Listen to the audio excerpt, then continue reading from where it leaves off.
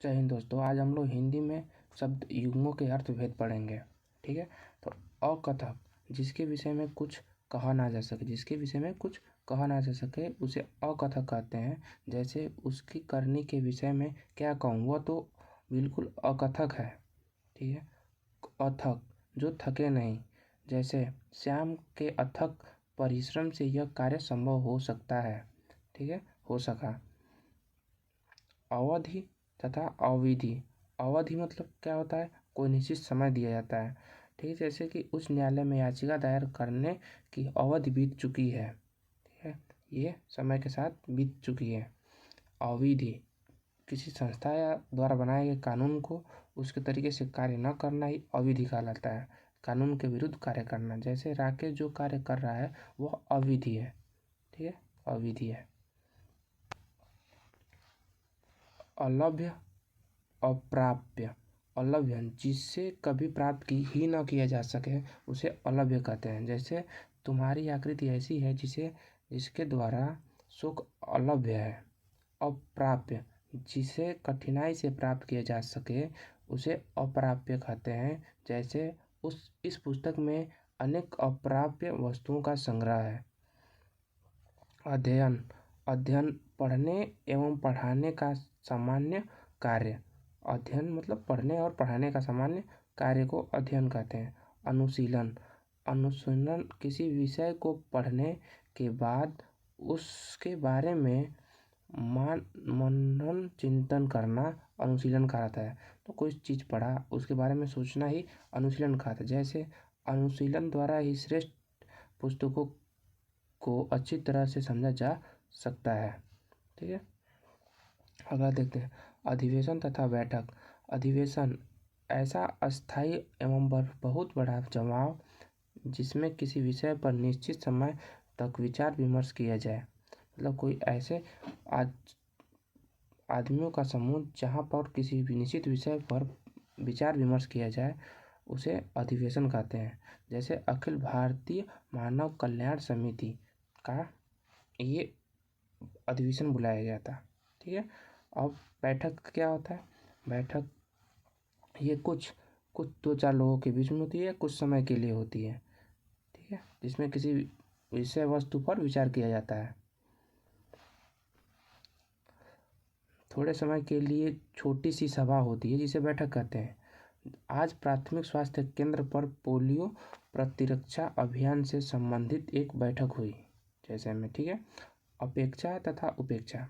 अपेक्षा आशा आकांक्षा अभिलाषा चाहत। ये अपेक्षा के पर्यायवाची भी हो सकते हैं। अपेक्षा आशा आकांक्षा अभिलाषा चाह। जैसे मेरी आपसे अपेक्षा है कि मेरे मृत्यु उपरांत मेरे बच्चों का आप ध्यान रखोगे। वो एक उपेक्षा किया है, आशा किया है। उपेक्षा किसे कहते हैं, अवहेलना करना। जैसे आज के युग में गरीबी की सभी जगह उपेक्षा होती है, अवहेलना होती है। मतलब उसके बारे में विचार लोग बुरा रखते हैं। अर्चना पूजा। अर्चना देवी देवों की सेवा को मंत्रोच्चारण से की जाती है, उसे अर्चना कहते हैं। देवों की सेवा अगर मंत्रों के द्वारा की जाती है उसे अर्चना कहते हैं। जैसे माँ विंध्यवासिनी के मंदिर में 24वें घंटे अर्चना का कार्यक्रम चलता है। ठीक है।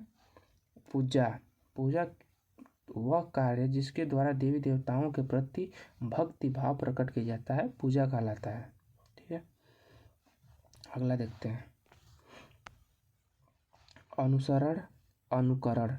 अनुसरण में पीछे चलने का भाव होता है। अनुसरण में पीछे चलने का भाव होता है। जैसे महापुरुषों के अनुसरण से मनुष्य अपने जीवन को बहुत कुछ उन्नत बना सकता है। ठीक है। अनुकरण में पीछा करने का भाव होता है। इसमें अनुसरण में पीछे चलने का भाव होता है, अनुकरण में पीछा करने का भाव होता है। जैसे बच्चों के अनुकरण शक्ति बहुत अधिक होती है। ठीक है। अंत समाप्ति। अंत मृत्यु आखिर में। जैसे रावण का अंत राम के हाथों लिखा था। अंत का मतलब समाप्त। ठीक। समाप्ति का मतलब खत्म होना, जो कभी पैदा ही नहीं होता है। जैसे सभा के अंत में सभापति ने सभा समाप्त की घोषणा की। ठीक है, अगला देखते हैं। अनुशासन प्रशासन। अनुशासन अधीन करना, अनुशासित करना। अधीन करना, अनुशासित करना। जैसे अच्छे अध्यापक की पहचान यह है कि पूरी कक्षा अनुशासित होकर उसे ध्यानपूर्वक सुने। ठीक है। प्रशासन राज्य शासन व्यवस्था। प्रशासन मतलब राज्य शासन व्यवस्था। जैसे शहर में दंगा फैलने पर स्थायी प्रशासन पंगु बन गया। अगला देखते हैं। अनुसरण अनुकरण हो गया।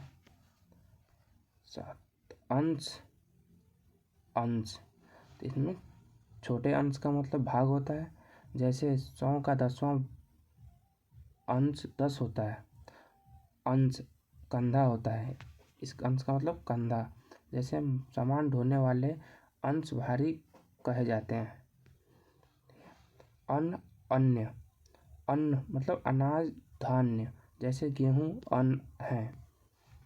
अन्य भी दूसरा। अन्य मतलब भिन्न या दूसरा। जैसे वहाँ पर अन्य लोग भी थे, मतलब और भी लोग भी थे। अज्ञात अज्ञेय। अज्ञात जो जानना हुआ न हो अथवा जिसके संबंध में कुछ ज्ञान न हो। जैसे अज्ञात व्यक्ति पर विश्वास नहीं करना चाहिए। अज्ञात व्यक्ति पर जो जाना हुआ ना हो, जिसके संबंध में कुछ ज्ञान न हो, उसे अज्ञात कहते हैं। अजेय अज्ञेय जिसके अस्तित्व को होना तो प्राय निश्चित हो, पर जिसके संबंध की ठीक और पूरी तरह बात सब प्रकार से प्रयत्न करने पर भी किसी प्रकार से जानी न जा सके, वह अज्ञेय हो। मतलब ऐसा व्यक्ति या वस्तु जिसके बारे में कभी जाना ही नहीं जा सकता है, उसे अज्ञेय कहते हैं। ठीक है, अज्ञेय कहते हैं। ब्राह्मण का स्वरूप अज्ञेय है, मतलब ब्राह्मण का स्वरूप कोई जान ही नहीं सका है। ठीक है। अनुरूप तथा अनुकूल। अनुरूप इसमें शिक्षा, योग्यता, पद, तुलना आदि भाव निहित है। जैसे किसी सरकारी कर्मचारी की सेवा काल में मृत्यु के पश्चात उसके आश्रित को शैक्षिक योग्यता के अनुरूप पद की प्राप्ति होती है। ठीक है, इसे अनुरूप कहते हैं। अनुकूल इसमें उपयोगिता एवं उपदेयता का भाव होता है। जैसे दिल्ली के चुनाव में हवा आम आदमी पार्टी के अनुकूल वही, मतलब उसके साथ चली। अगला अनशन उपवासन। उपवास अनशन विरोध में अन्न का त्याग करना। झगड़ा झंझट होगा तो खाना पीना छोड़ देना ही अनशन कहलाता है। ठीक है। जैसे अन्ना हजारे ने जन लोकपाल बिल के समर्थन में अनशन किया और अंततः बिल पारित करवाने में सफलता प्राप्त की। उपवास अन्न ग्रहण न करना। जैसे हिंदुओं के ऐसे कई त्यौहार हैं जिनमें लोग उपवास रखते हैं। धर्म अन्याय। अधर्म और अन्याय। तो अधर्म ऐसा कार्य जो धर्म के प्रतिकूल हो, उसे अधर्म कहते हैं। मतलब धर्म के साथ ना हो, उसके विपरीत हो, उसे अधर्म कहते हैं। जैसे निर्बलों को सनातन धर्म अधर्म है, निर्बलों को सताना अधर्म है। अन्याय न्याय के विरुद्ध अनुचित अत्याचार। जैसे छुआछूत बहुत बड़ा अत्याचार है। छुआछूत बहुत बड़ा अत्याचार है। अवस्था आयु जीवन काल। अवस्था जीवन काल के समय को अवस्था कहते हैं। जैसे युवा अवस्था में व्यक्ति को कोई कार्य असंभव एवं दुष्कर नहीं लगता है।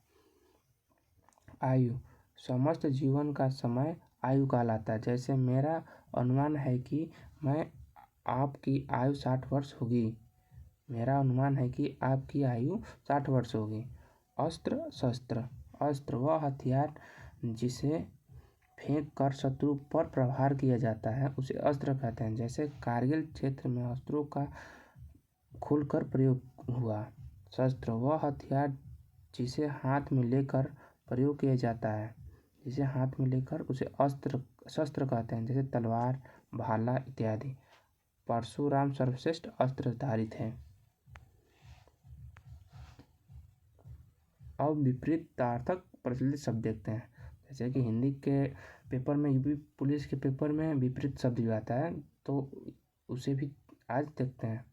विपरीत शब्द, विपरीत अर्थ वाले शब्द की जानकारी के लिए कुछ प्रचलित विपरीतार्थक शब्दों को समझते हैं। विपरीतार्थक शब्द: अतिवृष्ट, अनावृष्ट, अमृत का विष, अमर का मर्त्य, अपेक्षा, उपेक्षा, जल, निर्जल, अनुकूल, प्रतिकूल, अनुराग, विराग, द्वेष, अधूरा, पूरा, आलंबन, निलंबन। अमृत का विष, अपेक्षा का उपेक्षा, अतिवृष्ट का अनावृष्ट, अमर का मर्त्य, जलज, निर्लज, अजल, निर्जल, अनुकूल, प्रतिकूल, अनुराग, विराग, द्वेष, अधूरा का पूरा, आलंबन का निलंबन। उपेक्षित, अनपेक्षित, जिसकी उपासना की मतलब जिसका अनपेक्षित मतलब जिसकी भावना को प्रदर्शित न किया, मतलब जो उपेक्षा न किया जा सके। उपेक्षित मतलब जिसकी उपेक्षा की जाती है। अर्वाचीन, प्राचीन, अर्वाचीन, प्राचीन, अपकार, उपकार, अमीर, गरीब, अक्षर, अक्षर, अक्षर, क्षर, असली, नकली, इति, अल्प, अधिक, बहुत, बहु, अल्पसंख्या, बहुसंख्या, अल्पज्ञ, बहुज्ञ।